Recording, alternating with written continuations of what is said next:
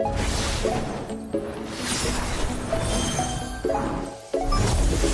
guys, SirVern back here. Hey guys, SirVern back here.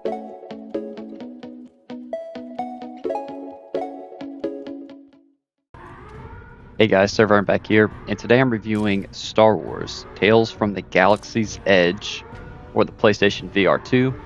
I'm going to go over the same 5 categories I always do: graphics, performance, gameplay/story, replayability, then fun factor. Give each category a score from 1 to 10, average it up, and then talk about the game a little bit. So this footage may look a little jerky because, it's VR, you're seeing what I saw, and this will not do it justice, and we'll go ahead and talk about the graphics. The graphics in this game look so good. I love all the lighting effects, the lasers you're shooting, the enemy models, the environments themselves look good. And this is an older game. This came out originally in 2020 for the Quests. And this is the enhanced edition for the PSVR2. So they must have done some work, but everything looks good. Everything. I love the way the character models look too. No spoilers in this, but you'll see some common Star Wars characters. And you'll see some, this game is short, so you are going to see some screenshots from later on, but nothing story related. So there shouldn't be anything that spoils it for you. I'm not a huge Star Wars guy. I mean, the only Star Wars movies I've ever seen are the original 3, the original trilogy. My dad rented them for me on VHS, so that's how long it's been. But anyway, so you may think this game is way better than I did, just if you're a, fan of Star Wars. But anyway, graphics a 9. The next is going to be performance. This game worked flawlessly, and it did VR very well. No crashes, nothing like that. Everything worked really well. I gave it a 10, but I like the accessibility options. So your chest, you have stuff you can use, like you have holsters. You have multiple things on your chest/belt that you can use, and you can move that up or down. I stayed seated for 90% of this game, and there's all these options to move it around just perfect. Everything just works in this game. It makes VR just seem so accessible and easy to get into. I really liked if this was like my first VR game, I'd be like, oh my gosh, this is amazing. It is a very well-made VR game. So performance a 10. Next category is going to be gameplay/story. I usually have the most to say about this. So we'll start with the story. The story is a little disjointed. At least that's how I felt initially. This game is called Tales from the Galaxy's Edge. So if you don't know what that means, it has a base story that takes maybe 4 hours to beat, maybe 5, something like that. And then it also has 4 tales, and they're separate stories. You play as separate characters with separate abilities, so it's kind of odd. And look, you can see my belt right here, me storing things on my belt. You can store 2 guns, grenades, health things on your wrist, so you grab and heal. You have a lot of these little puzzles you do on these machines, but I'll talk about that more in the gameplay. But the story, at first I did probably 2 hours of the main core gameplay, and then I did a separate story, which was a tale from the Galaxy's Edge, and I was really confused. I didn't really understand what was going on, why I was a different character. It kind of just jumped to a different story, but maybe I just didn't read into the title that much. I don't know, but I didn't quite understand what was going on at first. But then I realized what was going on, and I really enjoyed it. So I did 1 out of 4 tales, and then the whole story, and I got, 25 to 30% of collectibles. You can see right here some of the options, sticky grip would be just grabbing instead of holding your gun. You could just grab it once and then hit it again to let go of it. Hard to throw grenades that way, but I like that those options exist. But you can dual wield anyway. So the story is good, although short. So take that as you will. It's a good story, and there's actually 5 different stories, 4 mini and then 1 longer story. So it's interesting, and I've never seen a game done this way. So some people will like that, and some people might not. But If you don't love one of the stories, you got a few more to choose from. So now we'll talk about the gameplay aspect. So like I said, I think this is a very well-made game. But this is either my third or fourth PSVR2 game and VR game in general to have ever beat. And they all do the same thing. There's like nothing unique. And I was telling a buddy of mine, like VR is really cool, but like right here, you have these tools and you do these welds. I did that in the first VR game, exactly the same thing. Or you have these screws, like right here you can see. You have a tool that has like 3 or 4 different functions.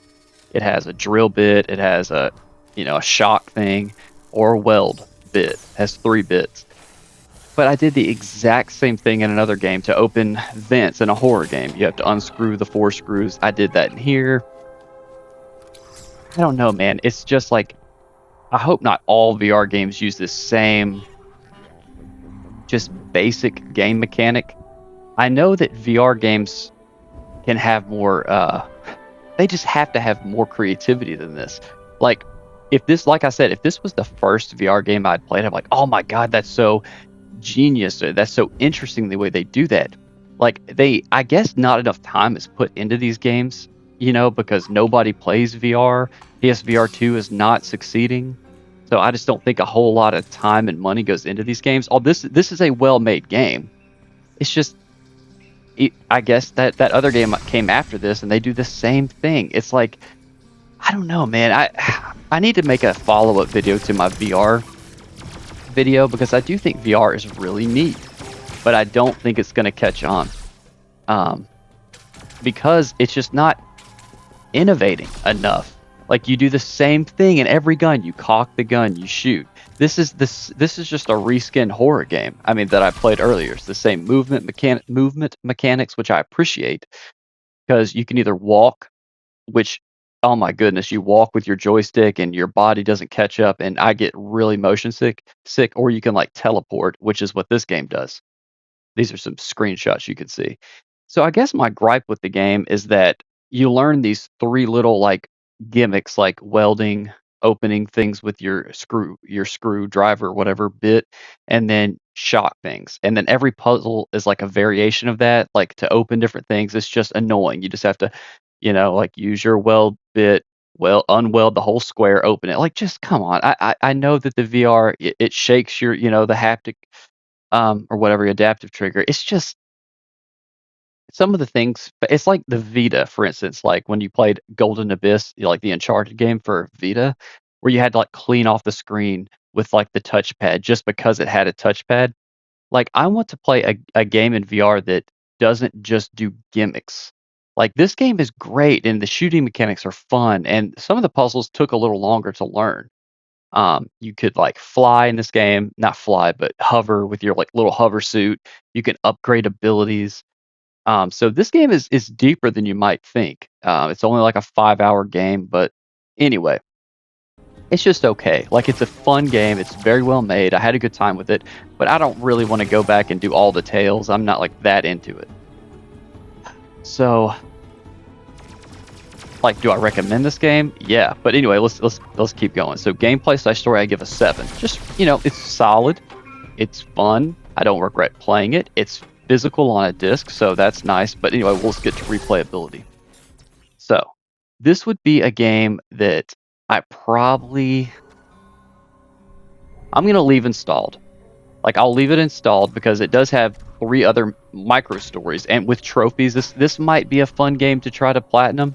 I don't really love collectible stuff, and this one has a few of those, but doing those stories are fun. The shooting mechanics are incredible. Like, you can shoot with one hand, and if you hold the rifle with the other hand, it becomes more accurate. You can dual wield. It has grenade launchers.